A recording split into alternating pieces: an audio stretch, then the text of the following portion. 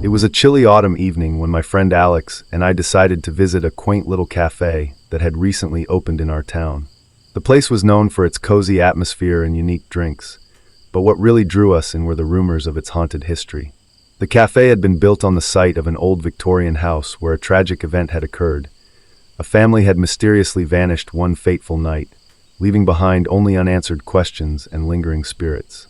As we entered the cafe, the warm glow of the lights and the rich aroma of coffee enveloped us, momentarily distracting us from the stories we had heard.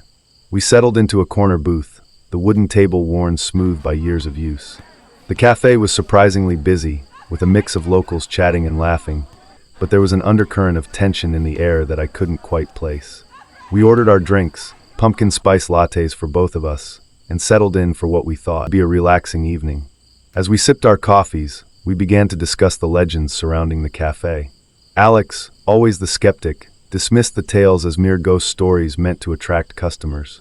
But I couldn't shake the feeling that there was something off about the place. The atmosphere shifted as the sun dipped below the horizon, casting long shadows across the cafe. The laughter and chatter seemed to fade into a low hum, and I could sense an unease settling over the room. Just then, our barista, a young woman with striking green eyes, approached our table with a knowing smile. "Are you two here for the ghost stories?" she asked playfully, her tone light but her eyes serious. "What do you mean?" Alex replied, intrigued. "The cafe has its share of tales," she said, leaning in closer. "Some say they've seen figures moving in the windows at night or heard whispers when no one is around. Just last week, a couple claimed they felt someone brush them when no one was there. I felt a chill run down my spine as she spoke. Have you ever seen anything?" I asked, my curiosity piqued. She hesitated for a moment before answering. "Once, I thought I saw a little girl in a white dress standing by the window. But when I looked again, she was gone." Alex scoffed, but I could tell he was intrigued. "What happened to the family that lived here?" he asked. "They vanished without a trace," she replied, her voice dropping to a whisper. "Some believe they were taken by something that still lingers in this very cafe." Just then, the lights flickered ominously, and a sudden draft swept through the room, causing the barista to shiver. She quickly excused herself and returned to the counter, leaving us with an unsettling feeling. As we continued our conversation, I couldn't shake the feeling that we were being watched. The cafe's ambience had shifted from cozy to claustrophobic, and every creak of the floorboards seemed amplified.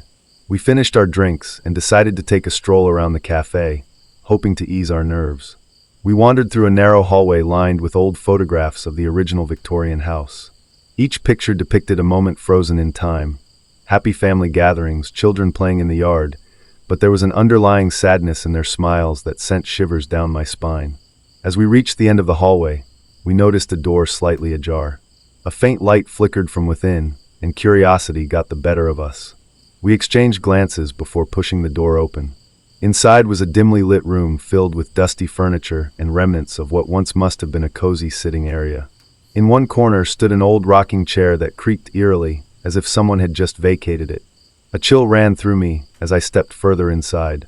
Suddenly, we heard a soft giggle echoing through the room. We froze, exchanging terrified looks. "Did you hear that?" I whispered. "Yeah," Alex replied, his voice barely audible. "Let's get out of here." But before we could leave, we heard it again, a child's laughter followed by soft footsteps approaching us from behind. My heart raced as I turned around slowly, expecting to see nothing but darkness. To our horror, there stood a little girl in a white dress, her hair cascading down her shoulders like wisps of fog. Her eyes were wide and innocent, but there was something unsettling about her presence, an aura of sorrow that enveloped her like a shroud. "Play with me," she said softly, her voice sweet yet haunting. "No, we should go," I stammered, backing away slowly. The girl's expression changed. Her smile faded into a look of desperation. "Please don't leave me," she pleaded, her voice echoing in my mind like a distant memory. Just then, the door slammed shut behind us with a deafening bang. Panic surged through me as I turned back to face her. "What do you want?" I shouted, my voice trembling. "I want to go home," she whispered, tears streaming down her cheeks. "They took me away. I'm lost." I felt a wave of sympathy wash over me despite my fear. "Who took you?" I asked gently. Her gaze shifted toward the corner of the room, where shadows danced ominously. "The shadows, they come for me at night." Before I could respond, the temperature dropped dramatically, and an overwhelming sense of dread filled the air. The girl's expression morphed into one of terror as she pointed toward the darkness behind me. "They're here." I turned around just in time to see dark shapes emerging from the shadows, figures cloaked in darkness that seemed to writhe and twist as they approached us. Their whispers filled my ears like a cacophony of despair. "Help us, help us." I grabbed Alex's arm and pulled him toward the door, but it wouldn't budge. The shadows closed in around us, their voices growing louder and more frantic. "You must help her, help us." In that moment of sheer panic, I realized that these were the spirits of the family that had vanished. The same ones whose laughter once filled this place now turned to sorrow and despair. "Please," I shouted desperately at the girl. "How can we help you?" She looked up at me with wide eyes filled with hope and fear. "You have to remember what happened." Suddenly, images flooded my mind, visions of a family gathered around a table, laughter echoing through the halls before everything went dark. I could see them trapped in a cycle of torment, unable to escape their fate. "Let us go!" I cried out to the shadows surrounding us. "Release them!" The figures paused for a moment, as if considering my plea. The girl stepped forward timidly and whispered something inaudible into the darkness. Then everything erupted into chaos. The shadows surged forward with an angry roar, while I clung tightly to Alex. "Run!"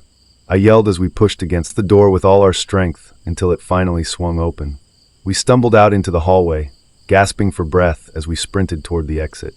Behind us, we could hear anguished cries echoing through the cafe, a cacophony of voices pleading for release. Just as we burst through the front doors into the cool night air, everything fell silent behind us. We collapsed onto the pavement outside, hearts racing and minds reeling from what had just transpired.